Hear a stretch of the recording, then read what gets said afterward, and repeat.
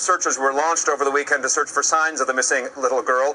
At the same time, police released audio tape of an interview with her grandfather done in July, just days after she disappeared. Over the weekend, 1,400 volunteers came to this area near Orlando International Airport to search for little Kaylee Anthony. I really think it's time for us to find her. She just needs to be brought home to be buried. Rescue teams scoured the 25-mile radius, but no clues have emerged, leading some to fear the worst. The most we can hope for is one day very soon to go to a funeral and say goodbye to Kaylee. Kaylee's mother, Casey, is in prison facing first-degree murder charges in her daughter's death. George Anthony, Kaylee's grandfather, suspected foul play when he went to pick up Casey's car from the wrecker's yard, according to these just-released recordings with police. I believe that there's something that was dead back there. I got within 3 feet of it, I could smell something.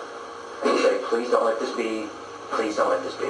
Forensic tests have concluded there were some kind of human remains in the car, but they have yet to be identified. Police have accused Kaylee's grandmother, Cindy, of trying to thwart the investigation. I can't stand there in front of a newscast with you and say, everything that you've told so far is the same thing that we have been saying all along. Because I can't say that you changed it.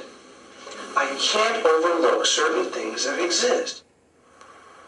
And to give you a sense of just how much attention this case is getting right now, there are 2 different volunteer search groups looking for signs of Kaylee, as well as a bounty hunter. So far, no one has found anything. Chris? Jeffrey, thank you for that. Let's get some reaction now. We're joined from Orlando by Cindy Anthony. She's speaking out about her daughter and the search that's going on right now for her granddaughter. Thank you for joining us this morning, Cindy. Appreciate it.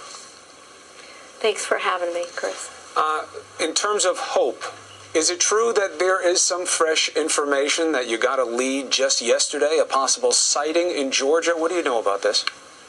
Not Georgia, sir. It's Florida. We get we get tips every day. We have, tips coming in, but we got a tip that was called in to us Friday evening, and actually, I'm sorry, Saturday evening, and it was actually in Florida, and George and I went to the site and watched some video, and it's being investigated right now. There is a chance that it could be Kaylee. What keeps your hope alive that you'll find your granddaughter? Number one, there's no evidence that she's dead. Number two, I know that there's a lot of people out there that have believed that they have seen Kaylee, and we are working very diligently to follow up on those leads. So, there's no reason that I should believe that Kaylee's not alive at this point, and I'm going to continue to look for her until we bring her home safely. Now, of course, your daughter has been charged with the murder in this case. Are you able to accept that? There's a lot of things that I can't accept, Chris. I can't accept the fact that, there has been never an opportunity for us to fully give Kaylee the best benefit of finding her. There's never an Amber Alert put out on Kaylee. There was a lot of issues that, my son said it so very passionately last night. Protect and serve is what our law enforcement is supposed to do. And he said yesterday, who's protecting Kaylee and who is serving her? The bottom line is we felt as a family within a couple days, within a week, that no one was actually giving Kaylee 100% effort and looking for her. And we find that to be true every day as we go on.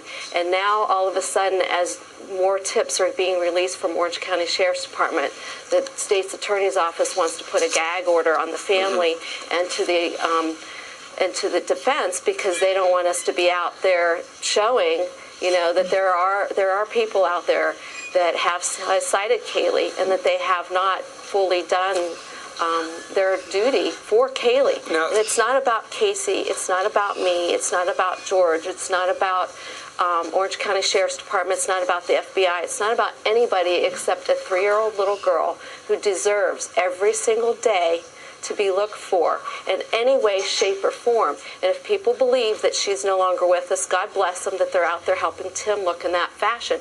But there is no evidence that proves beyond a shadow of a doubt that Kaylee is dead. And without that evidence, that child deserves everybody to be looking day in and day out, no matter where they're at. Cindy, prosecutors are also in pursuit of justice here. They've filed charges against your daughter. They're now considering the ultimate punishment. And this is why I ask you this question. One of the reasons that your daughter may not have the death penalty pursued is if it can be shown that she had emotional distress after the pregnancy, that she wasn't quite right.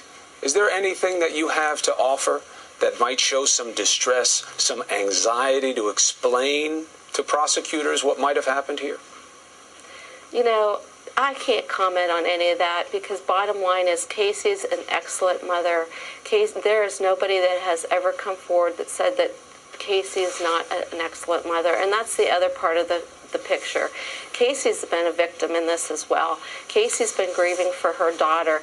You know, this child, everybody in America, anybody that has seen just videos of Kaylee, just pictures, still pictures of her, Kaylee has captured their hearts. So why is it so unbelievable that someone wouldn't want to take Kaylee as their own? So unfortunately, again, we go back to the position that Kaylee is the focus. And until we bring, you know, every piece of evidence into this picture and prove that Kaylee is not dead and that Kaylee is alive, that is where everybody's focus should be, whether it's yours, mine, law enforcement, prosecutors. They need to protect Kaylee, and that's not being done.